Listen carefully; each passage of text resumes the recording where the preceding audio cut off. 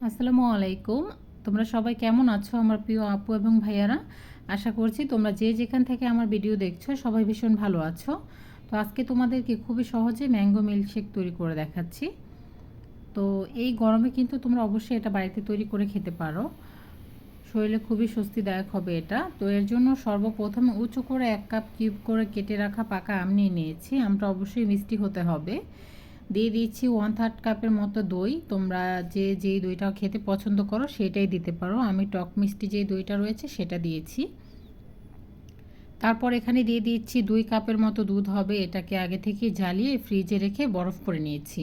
2 table চামচ দিয়ে দিচ্ছি এখানে চিনি। আমটা যেহেতু মিষ্টি, চিনিটা একটু কম দিলেও কোনো সমস্যা নেই। দিয়ে দিচ্ছি 3 পিসের মতো কাজু বাদাম, দিয়ে এটাকে ব্লেন্ড করে নিচ্ছি। আমি যেহেতু এখানে বাদাম কুচি অ্যাড করব এর জন্য বেশি দেইনি। এটা হয়ে গেছে। তো এখন এটাকে তোমাদেরকে সার্ভিং করে দেখাচ্ছি। দেখো, এর চাইতে সহজ মিল্কশেক তো আর কিছুই হতে পারে না। মাত্র 2 থেকে 3 মিনিট লাগে এটা বানিয়ে নিতে। এখন কিছুটা বরফ কুচি দিয়ে দিচ্ছি, গ্লাসের ভিতরে দিয়ে দিচ্ছি আর কিউব করে কেটে রাখা আম।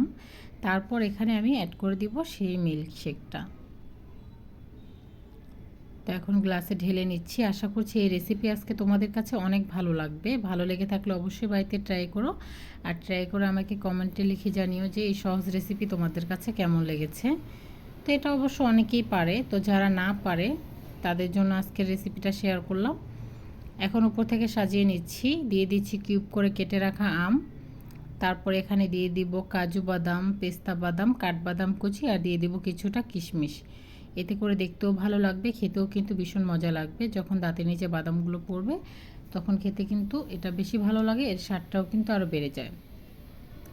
যদি ভিডিওটি ভালো লেগে থাকে অবশ্যই আমার চ্যানেলটিকে সাবস্ক্রাইব করে তোমরা আমার পাশে থেকো আর আমাকে সাপোর্ট করো বেশি বেশি করে। আমার ভিডিওতে একটি লাইক দিয়ে দিও আর ভিডিওটাকে বেশি বেশি করে ফ্রেন্ডস অ্যান্ড ফ্যামিলির সাথে শেয়ার করতে কিন্তু ভুলো না। যে কোনো জিনিস সাজিয়ে নিলে কিন্তু দেখতে ভালো লাগে, তাছাড়া এটা খেতেও কিন্তু ভীষণ ভালো লাগে। তোমরা চেষ্টা করো যে এভাবে সাজিয়ে গুছিয়ে তৈরি করে নিতে। তো আজকে এই পর্যায়ে এখানে বিদায় নিয়ে নিচ্ছি। পরবর্তী ভিডিও নিয়ে হাজির হয়ে যাওয়া অবধি তোমরা সবাই ভালো থেকো, সুস্থ থেকো, এই কামনাই করছি। আসসালামু আলাইকুম। ভালো থেকো সবাই। আল্লাহ হাফেজ।